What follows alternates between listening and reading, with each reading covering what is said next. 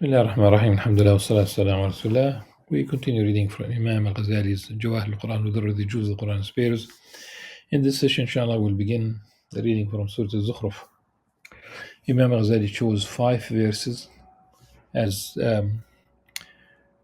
pairs. These are verses 32 to 36. Let's begin, inshallah, by reading the first 8 verses, because thereafter, I think just a slight shift in the narrative in terms of the theme, though each verse might entail, after the first one, which has Hamim. So it is from the Hamim, the verses that begin with these 2 letters. So we read, inshallah, and move forward بإذن الله عز وجل. أعوذ بالله السميع الشيطان الرجيم. بسم الله الرحمن الرحيم. حميم والكتاب المبين إنا جعلناه قرآنا عربيا لعلكم تعقلون وإنه في الكتاب لدينا لعلي حكيم فنضرب عنكم الذكر صفحا أن كنتم قوما مسرفين كما أرسلنا من نبي في الأولين وما يأتيهم من نبي إلا كانوا به يستهزئون فأهلكنا أشد منهم بطشا ومضى مثل الأولين. First, a simple translation, which is always an interpretation. Hamim wal Kitab Mubin, by the clear book. So Allah subhanahu wa ta'ala here takes an oath by the Qur'an, the clear book. Certainly we have made it a Qur'an in Arabic, so perhaps you will understand. It's a book because when it's written, it's Qur'an when it is recited, and of course the language is Arabic, which also entails a certain the etymology of the word Araba is to make clear. So sometimes we use it for grammatical analysis, but Arabic is the language. So perhaps you will understand. وإنه في الكتاب لدينا لعلي حكيم. This is about the الكتاب, the preserved tablet, the اللوح المحفوظ, in which Allah subhanahu wa ta'ala has written the destiny of His entire creation. Everything is there, a master record. So it is from there that the Qur'an was revealed by the Archangel Gabriel, but it was revealed at once to the lowest heaven, and then over the 23 years to Prophet Muhammad sallallahu alaihi wasallam, beginning with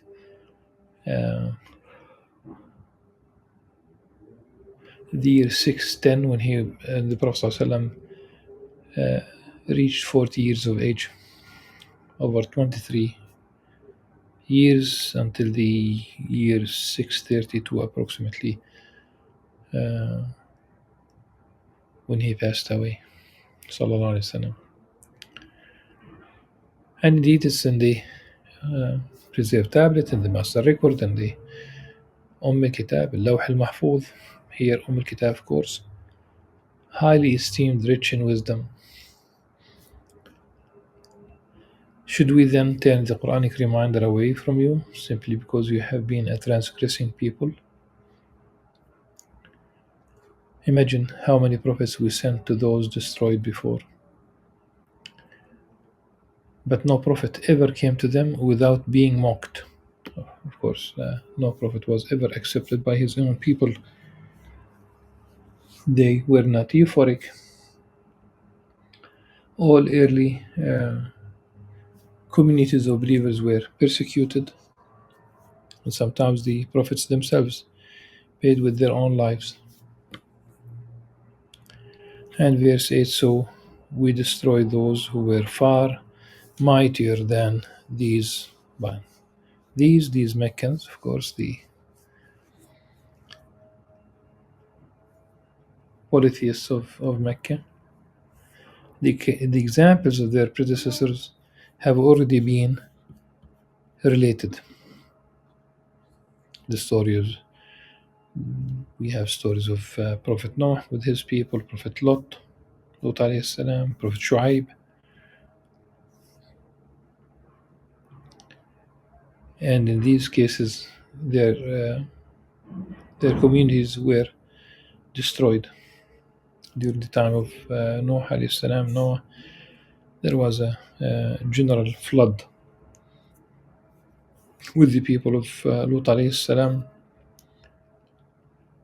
because of the problem of homosexuality. It was not a problem of hospitality.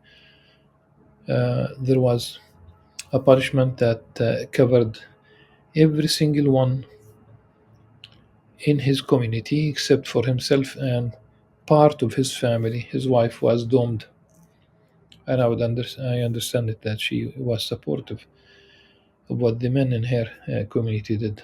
Allah subhanahu wa ta'ala a'la wa a'lam.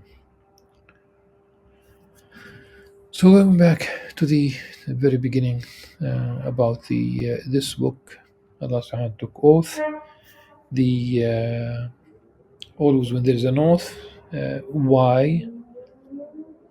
What's the other part? The response, جواب القسم. So by the clear book, certainly we have made it a Quran in Arabic. So perhaps you'll understand.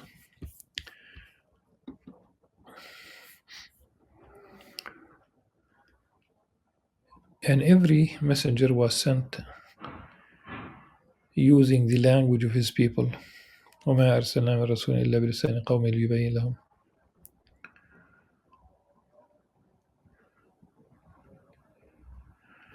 So with language,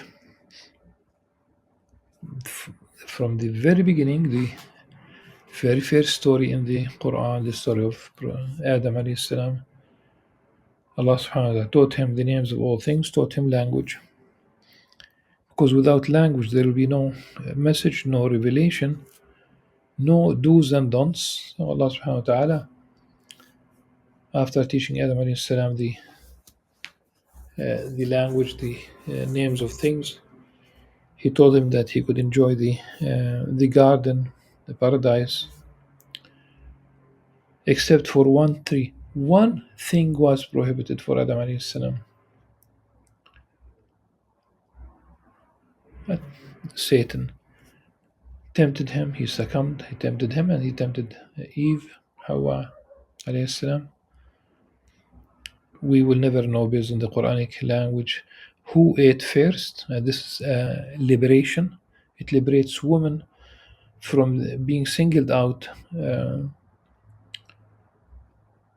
as the first and the reason why the fall took place, the expulsion.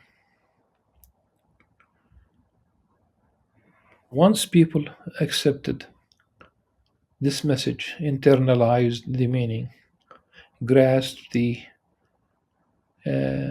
ethos of Islam, the Islamic worldview,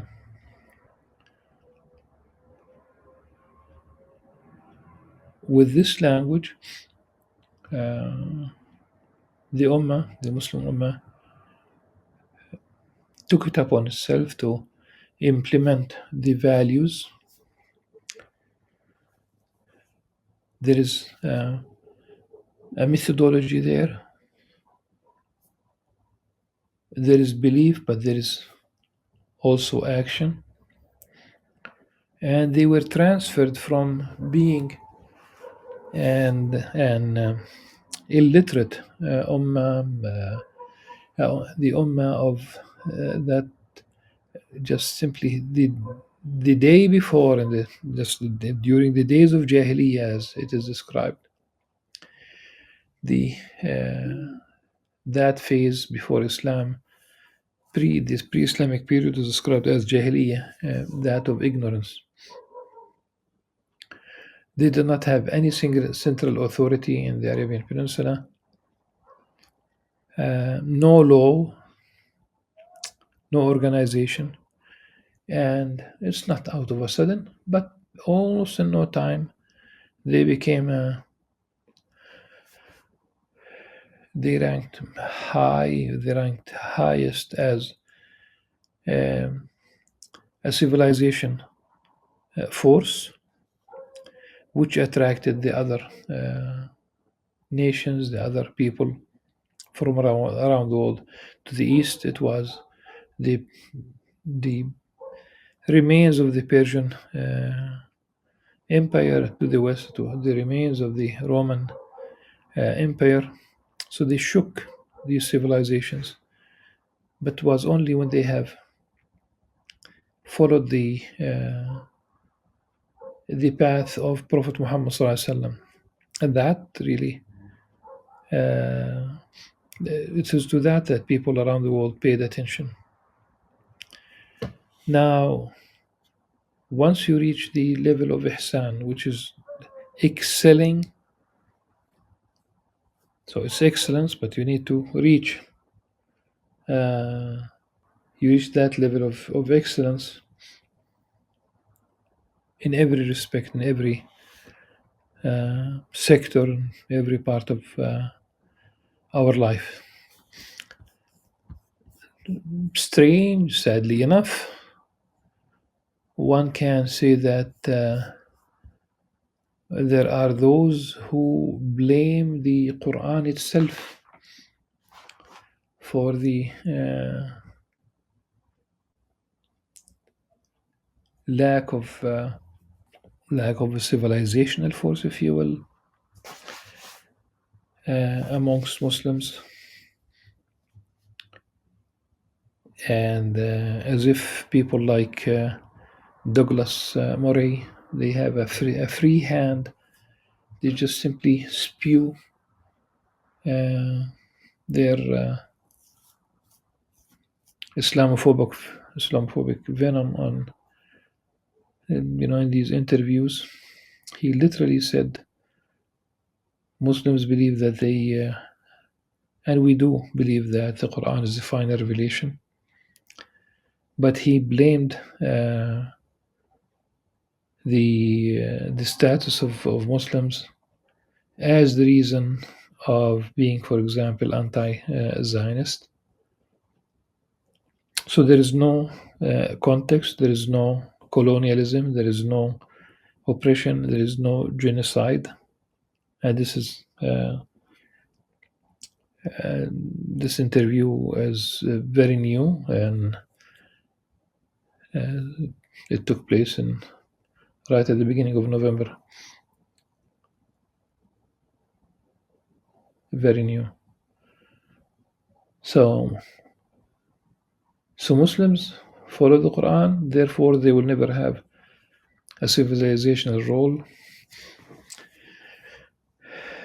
blaming it on the Quran. Well, let's unless he is totally ignorant of the golden age of Islamic civilization, and I don't think so, even if he denies, but he did not refer to the Islamic civilization. Why I bring up the golden age of Islamic civilization? Because there are material forces on the ground that cause the Islamic civilization to fall. Major events will include, you can simply picture the Islamic world almost from until today. There are Muslims in areas that are today part of China, Xinjiang, north and northwest of China, all the Turkic world, if you will,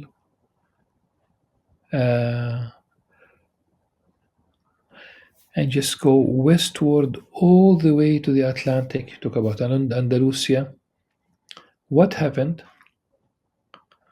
Of course, there are internal issues schisms within the society, political rivalry between the Abbasids and the Umayyads.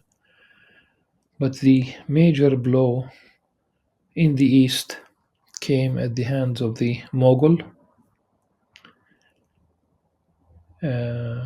Baghdad, which was the center uh, of civilization in the east, was destroyed at the hands of the Mughal in 1258. Libraries were destroyed, scholars were killed, politicians were killed, men were killed. They destroyed even the Mughals, the irrigation system. So Baghdad was utterly destroyed. Who's going to revive that civilizational role when you destroy when you kill the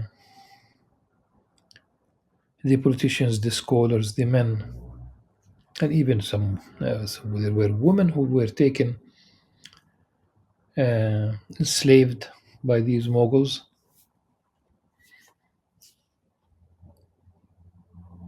One can talk about what happened, but as a force of ignorance, of destruction, of and this is why the Western alliance against Iraq was described as the modern Mughal, the Mughal of the age, Mughal Asr,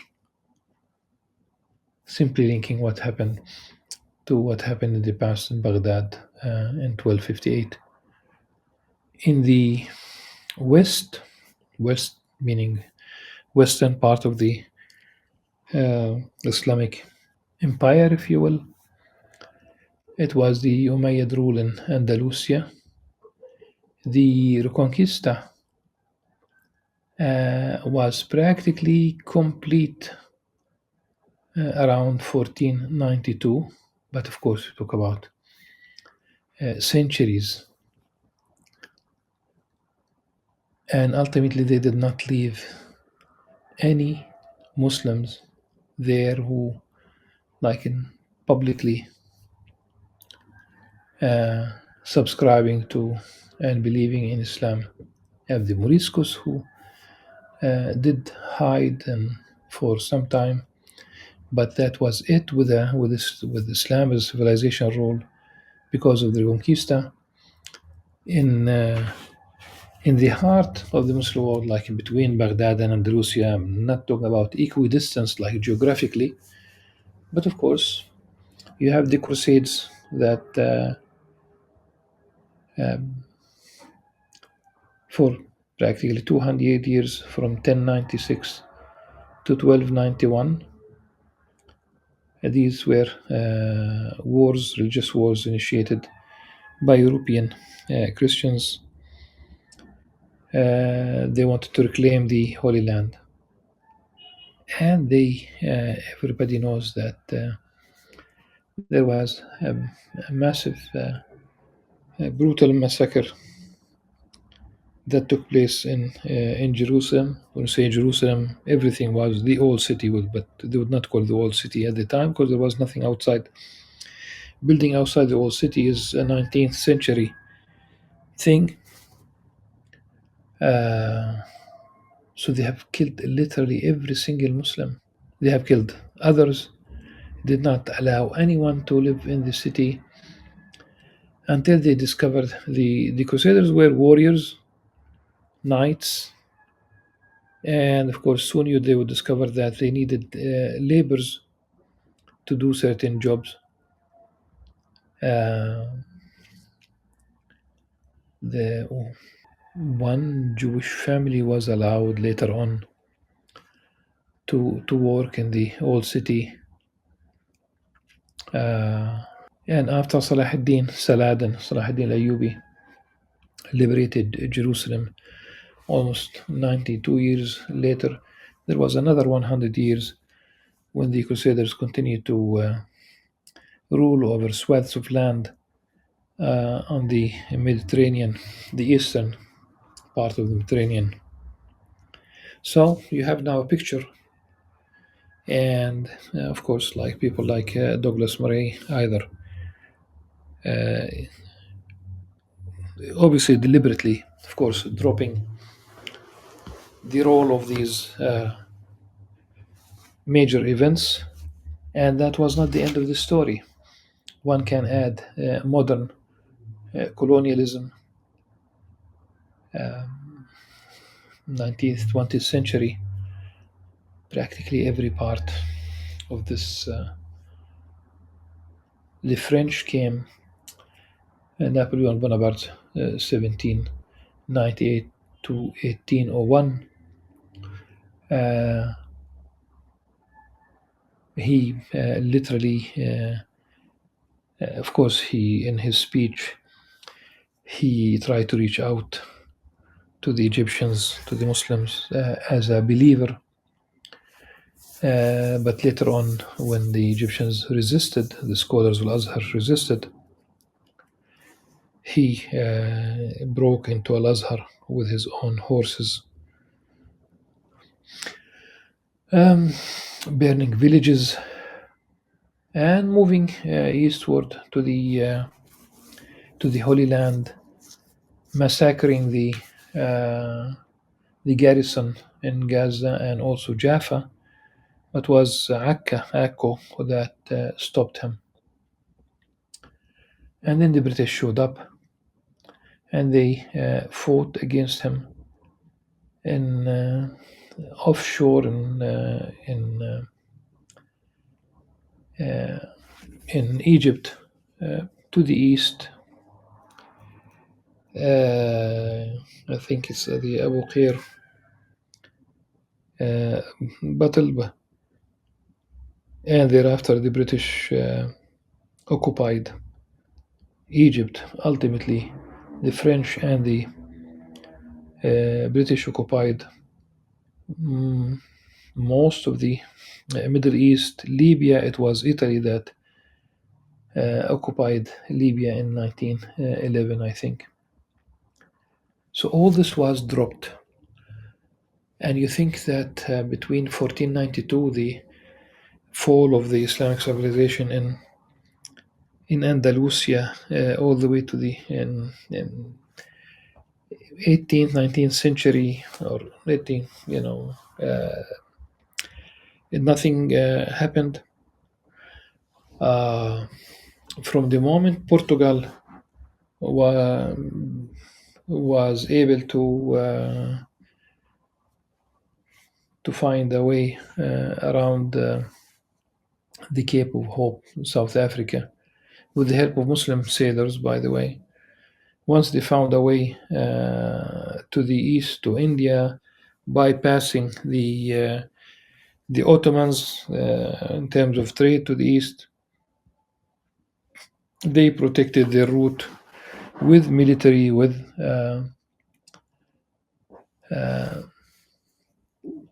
putting basically stations along the way, and they also occupied different parts of the Muslim world. And the Portuguese left behind them. Literally, today there's a small community of Portuguese who live in Malaysia. They are Malaysian, but they are European Portuguese. They were left behind when the Portuguese colonialism faded away and the Dutch replaced at one point the Portuguese, maybe almost 350 years in Indonesia. So one can speak almost endlessly about the how the Muslim world is deliberately kept. And, this is one can watch Douglas Murray making his Islamophobic statement, trying to link this to the Quran and to Islam itself. No, definitely is. You talk about major events, as I have tried to explain. So this is about the when the Muslims understood the message, the Islamic worldview, the fact that they needed to have a that kind of civilizational force, and with the very first revealed word being Iqra, recite, and Iqra. Of course, you can talk about reading the the verses of the Quran, but also reading the universe, reading nature, reading the laws of the universe, and this is why Muslims excelled. And by the way, of course, just a quick look, and you'll find Muslims. I know personally Muslims who are professors still there in working in at Harvard University. Muslims, including, by the way, you have also a professor of medicine, maybe this one retired from Harvard, and one passed away. He was a professor. He was from Jerusalem, teaching in nuclear physics at MIT. The list, I'm talking about people that I knew over the years. So yes, that's really part of the story, and the Quran being in the originally in the preserved tablet in the master record, which the angels uh,